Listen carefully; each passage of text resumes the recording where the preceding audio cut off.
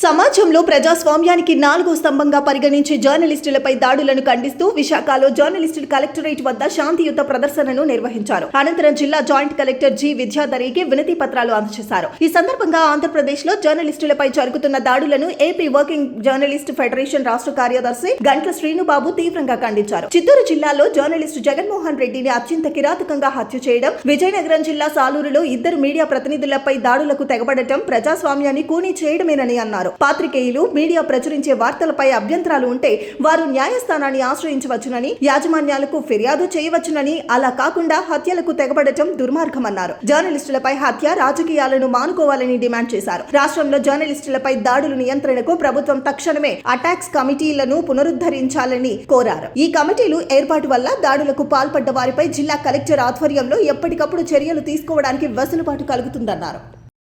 రాష్ట్రంలో కూటమి ప్రభుత్వం వచ్చిన తర్వాత జర్నలిస్టులకు కొన్ని అంశాల మీద పరిష్కారం లభించింది. అందులో ప్రధానంగా జిల్లాల్లో అక్రిడేషన్లను సరళీకృతం చేయడం జరిగింది. ఒక విశాఖపట్నం జిల్లాలోనే దాదాపు 700 మంది జర్నలిస్టులకు అక్రిడేషన్లు జారీ చేశాం.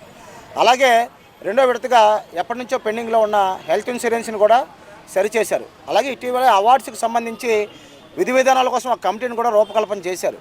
అలాగే సొంత ఇంటి కళను నెరవేర్చాలని, పెన్షన్ సదుపాయం కల్పించాలని, ప్రమాద బీమా పాలసీని పునరుద్ధరించాలని ఈ ఒక 3 డిమాండ్లతో కూడా ఇటీవల మేము 4000 మంది జర్నలిస్టులతో విజయవాడలోని ప్రత్యేకంగా తుమ్మలపల్లి కళాక్షేత్రంలో సమావేశం ఏర్పాటు చేయడం, దానికి పౌర సమాచార సంబంధాల శాఖ మంత్రి పార్థసారథి గారు రావడం, మా డిమాండ్లన్నీ కూడా నోట్ చేసుకోవడం, తర్వాత కొన్ని మనకు సానుకూల పరిణామాలు రావడం కూడా జరిగింది. ఇది జర్నలిస్ట్ అందరికీ కూడా శుభ పరిణామం. త్వరలోనే తీపి కబురు వింటారని చెప్పేసి కూడా మంత్రి గారు చెప్పారు. జర్నలిస్టులు సొంత ఇంటి కళ, సొంత ఇల్లు ఇస్తే చాలా వరకు కూడా భరోసా కలుగుతుందని కూడా జర్నలిస్టులు ఎదురు చూస్తున్నారు. అయితే ఇది ఒకవైపు మాత్రం, రెండో వైపు మాత్రం ఇటీవలే చిత్తూరు జిల్లాలో జగన్మోహన్ రెడ్డి అనే ఆంధ్రజ్యోతి ఏబిఎన్ చెందిన రిపోర్టర్ని దారుణంగా అక్కడ ఒక ముఠా హత్య చేసింది.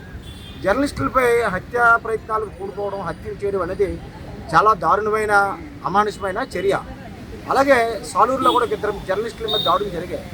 జర్నలిస్టులు రాసిన దాంట్లో ఏదైనా అభ్యంతరాలు ఉన్నా, వారి మనోభావాలకు ఇబ్బంది కలిగించినప్పటికీ అటువంటి ఏదైనా పరిణామాలు ఉంటే వారు న్యాయ పోరాటం చేయవచ్చు, లేకపోతే యాజమాన్యాలకు ఫిర్యాదులు చేయవచ్చు, లేకపోతే మానవ హక్కుల పరిరక్షణకు తెలియజేయవచ్చు. కానీ హత్య రాజకీయాలు మంచిది కాదు. అది అక్కడ అంతా కూడా దుర్మార్గమైన చర్య. ఒక జర్నలిస్టును హత్య చేయడానికి పూనుకోవడం కూడా అసలు ఇటువంటిది కూడా అసలు ఊహించలేని పరిణామం. దీంతో జర్నలిస్టులు అందరూ కూడా తీవ్రంగా ఆందోళన చెందుతున్నారు. అలాగే దాడులు కూడా సరికాదు. కాబట్టి దాడుల నియంత్రణకు జర్నలిస్టులకు సంబంధించి అటాక్స్ కమిటీలు ఉన్నాయి. వాటిని పునరుద్ధరించాలని మేము ముఖ్యమంత్రి గారిని సానుకూలంగా కోరుతున్నాం. ఎందుకంటే ఈ కమిటీలు ఉంటే ఏ జిల్లాలో ఇటువంటి కార్యక్రమాలు జరిగినా ప్రతి నెల రివ్యూ చేసి ఆయా దాడులకు సంబంధించి ఏం చర్యలు తీసుకున్నారనేది జిల్లా కలెక్టర్ గారు చైర్మన్ హోదాలో సమీక్షిస్తారు. కాబట్టి తక్షణమే అటాక్స్ కమిటీలు పునరుద్ధరించాలని మేము కోరుతున్నాం. ఇటీవలే హోంమంత్రి అనిత గారికి కూడా మా నాయకులు అక్కడ అమరావతిలో వినతిపత్రం ఇచ్చున్నారు. కాబట్టి తక్షణమే అటాక్స్ కమిటీలు నియమించాలని, దానికి సంబంధించి ప్రత్యేకంగా ప్రభుత్వం చర్యలు చేపట్టాలని, అప్పుడు ప్రభుత్వానికి కూడా కొంత దీనివల్ల రిలాక్స్ ఉంటుంది. ఎందుకంటే ఏ జిల్లాలో దాడులు జరిగినా ఆ జిల్లాకు సంబంధించిన కమిటీలు వాటిపై ఎప్పటికప్పుడు రివ్యూ చేసి దానికి తగ్గ యాక్షన్ తీసుకుంటారు.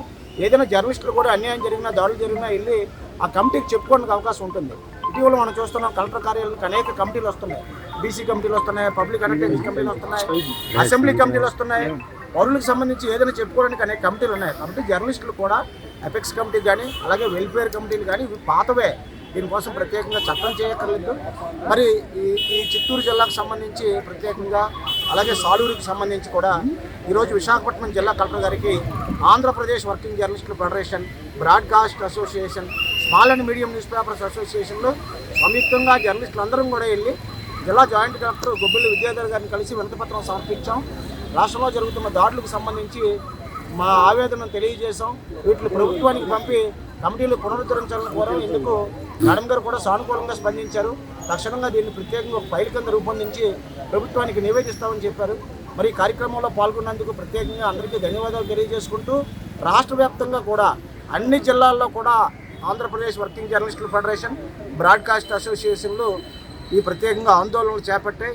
మరి జాతీయ నేషనల్ యూనియన్ జర్నలిస్ట్ సబ్ సెక్రటరీగా దీని మీద కూడా త్వరలో జరగనున్న సమావేశంలో ప్రత్యేకంగా ఈ అంశాన్ని ఆ టేబుల్ ఎజెండాలో పొందుపరిచి దీనిపై కూడా మేము చర్చిస్తామని తెలియజేసుకుంటూ, ఈ కార్యక్రమంలో పాల్గొన్న సోదరులందరికీ కూడా పేరు పేరున ధన్యవాదాలు తెలియజేసుకుంటున్నాం. నాయుడు గారు.